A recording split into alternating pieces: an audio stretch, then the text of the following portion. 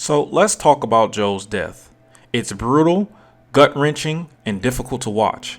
It's undoubtedly the single most powerful scene in video game history.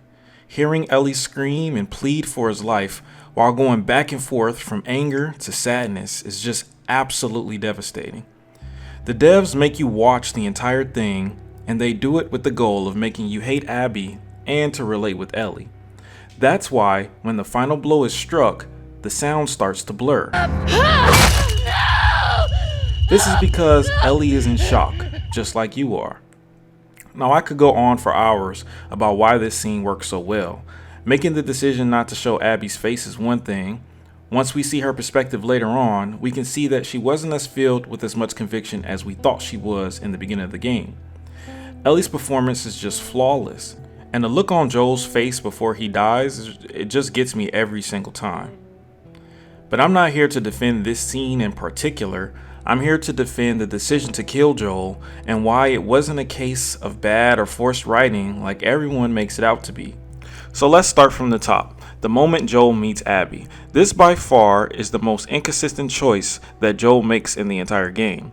In the original story, Joel was extremely selfish, only caring about himself and his loved ones. Put in this situation, he would have never risked his life to save someone else, especially not a stranger. I believe what happened with the Fireflies may have changed Joel to be a bit more of a caring person. After all he went through with Ellie, that's definitely a possibility. Nonetheless, it is inconsistent with what we knew of him from the first game, and I can completely understand this criticism. The writers wanted Abby killing Joel to be as brutal as possible, and making Joel save Abby's life right before that definitely makes that job easier, but it does come at an expense to the writing, and once again, I can completely understand this criticism. Now, the next point, and this is a point that people tend to gloss over, Abby saves Joel and Tommy multiple times during this segment of the game. Now, to be fair, as far as they know, she is saving them because she needs their help as much as they need hers, but nonetheless, she is saving them, and I could easily see why Joel would let his guard down for someone who saved his life multiple times. To compare, let's look at the only other time Joel befriended strangers in the original game.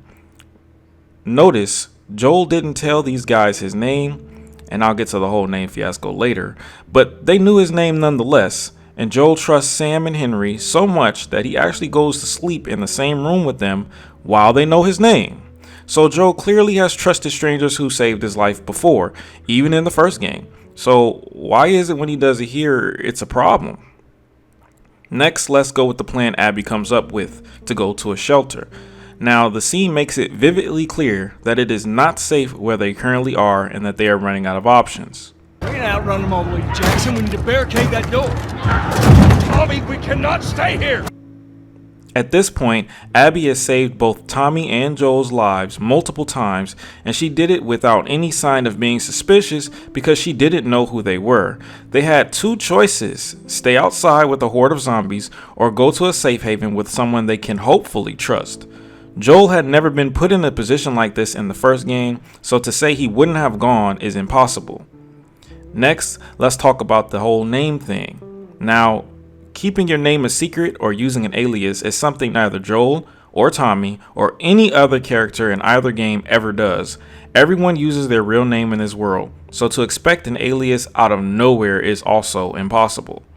What's more is Tommy actually is the one to say Joel's name, not Joel himself.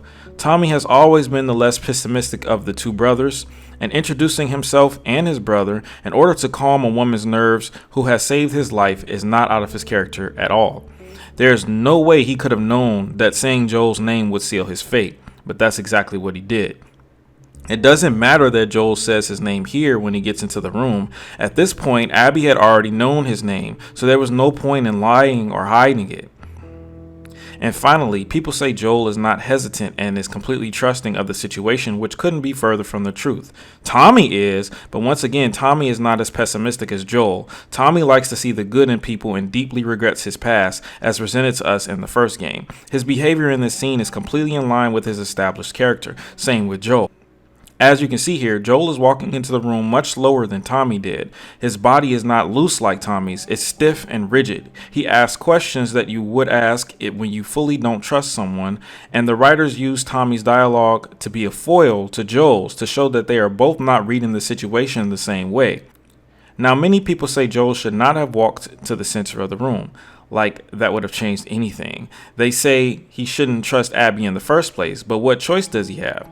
Go back outside with the infected they just ran from?